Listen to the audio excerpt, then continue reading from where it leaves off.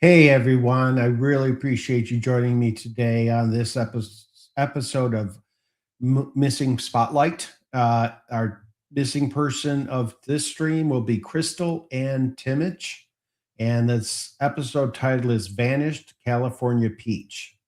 And you'll understand the title in a few moments when I go through this missing person story. So let's go ahead and get started. As I said, Crystal Ann Tymich is the missing person we'll be speaking about. She was last seen in Los Angeles, California. She disappeared on June 30th, 1994.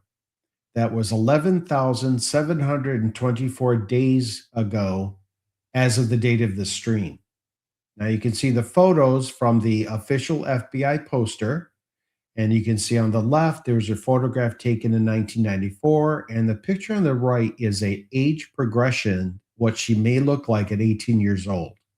So they've been using this feature quite a bit. And you'll see in my future streams that they are using this feature to help people see what she might look like today or in the future so that they have a better understanding or picture her in the back of their mind. So that's why I'm sharing multiple photos multiple times. This is the upper portion of the official FBI missing persons poster. It lists her name, date missing, and the location. And again, the photos, to reiterate, I want you to see them several times so that you get a back of your mind reference in case you come across any information or any person speaking about her or any details from the back in the day or any time recent that you can share with law enforcement. Her description at the time was her birth date was September 23rd, 1987.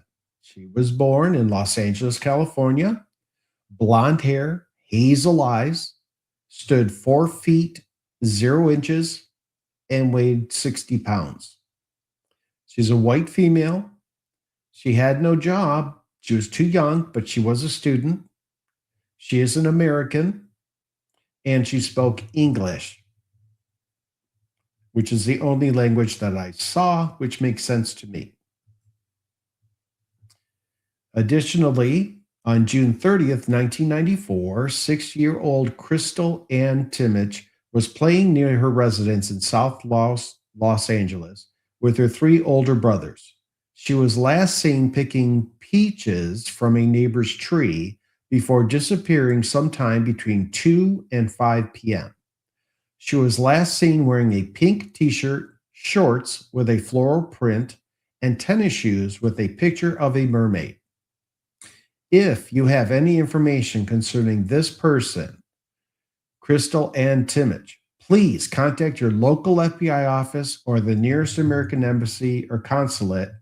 And this official FBI poster came out of the Los Angeles field office. My background research, again, pulling from the poster as well as other research I've done. Crystal Ann Tymich was a bright and energetic 6-year-old girl with a lifetime of memories yet to be made. Known by her family for her playful spirit, she was a child who loved the simple joys of youth, like spending time outdoors under the California sun. She was a typical happy kid who enjoyed the company of her 3 older brothers, often playing right near the safety of their home. Her family remembers her not just as a case file, but as a little girl with blonde hair and hazel eyes who loved to be outside, even in the middle of a routine afternoon. She was a precious part of her family. She was a precious part of her family's life, and her absence has left a deep, enduring hole in the hearts of those who loved her most. As far as the disappearance goes, on the afternoon of June 30th, 1994, Crystal was playing near her father's residence in the 6000 block of Brynhurst Avenue in South Central Los Angeles. She was in the company of her 3 older brothers who were riding their bicycles slightly ahead of her as they played. It was a summer day, And Crystal was last seen by her brothers while she was picking peaches from a neighbor's tree. At approximately 2 p.m., when the boys turned their bicycles around to check on her, Crystal had completely vanished from sight. Despite being in an area where neighbors had previously seen her wandering off and returning, she did not return that day, and no one saw who might have taken her. The updates through my research: for over 3 decades, the disappearance of Crystal Ann Tymich has remained an open and haunting mystery for her family and law enforcement. Throughout the years, her family has diligently posted flyers and maintained hope, even as leads failed to materialize. In 2005, investigators searched a neighbor's property following the discovery of bones, but these were unfortunately determined to be animal remains. The case has seen various efforts to keep her story in the public eye, including multiple age progression images created by the National Center for Missing and Exploited Children, with the most recent public versions projecting her appearance at 29 years old. As of 2026, there have been no confirmed sightings or breakthroughs, and the search for answers regarding her whereabouts continue. If you have any information regarding the disappearance of Crystal Ann Tymich, please contact the Los Angeles Police Department, LAPD, tip line at 877-275-5273 or the 77th Street Station at 213-485-4175. The LAPD also utilizes an administrative number at 213-485-4162. You may also reach out to the National Center for Missing and Exploited Children, NCMEC, at 800-843-5678 or the Polly Klaus Foundation at 800-587-4357. And as always, you can submit a tip to your local FBI office or your nearest American embassy or consulate. You may also contact the FBI at 1-800-CALL-FBI, 1-800-225-5324. You may also submit an anonymous tip on the FBI's website, tips.fbi.gov. And here you'll see again the list I've gathered regarding official missing person resources, national and international, as well as emergency and reporting contacts that you have available to you.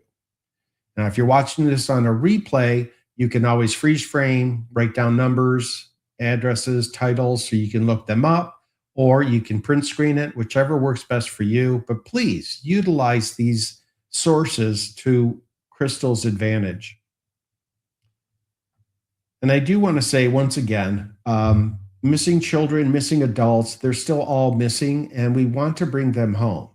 So if you have any information, little or big, it doesn't matter. If you have a recollection from back in the day, it's worth sharing with law enforcement. Even if you want to bring light to this missing person case, that's one of the reasons I'm doing these streams. I'm also trying to provide public eye, keeping it forefront in the public so that people are aware they're still missing and they can get updates by contacting anybody from the contact list, as well as providing an information from back in the day or even anytime recent. You may have recognized someone who looks like her. It's worth submitting. Okay? And with that said, one share can bring someone home. Keep that in the back of your mind also. And I do want to thank you all for joining me today. And your views, comments, and conversations are always appreciated. It's well worth your time to add comments to my stream so I have an understanding of your viewpoints and what any information you may provide me that I can provide to law enforcement.